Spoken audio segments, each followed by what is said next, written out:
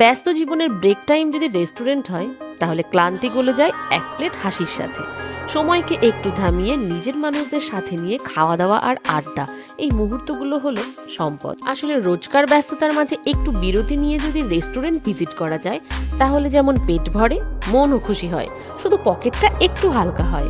বাইরে খাওয়াটা আমার মনে হয় আনন্দের, আর ঘরের খাওয়া দাওয়া হলো শান্তি। মন ভালো রাখা মানে শুধু হাসি মজা নয়, নিজের ভেতরের শান্তিটাকে যত্নে রাখা।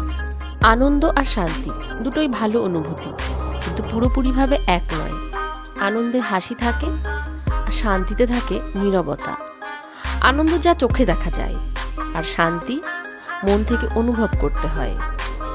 আনন্দ হলো হাসি, উচ্ছ্বাস, হইচই, মুহূর্তের ঝলক, হঠাৎ ভালো খবর, প্রিয় খাবার, বন্ধুদের সাথে আড্ডা, বেরোনো, এগুলো মনকে আনন্দ দেয়। আর শান্তি হলো জলের মতো, নীরব, স্থির, ভেতর থেকে পাওয়া এক প্রকার তৃপ্তি, যা দীর্ঘস্থায়ী।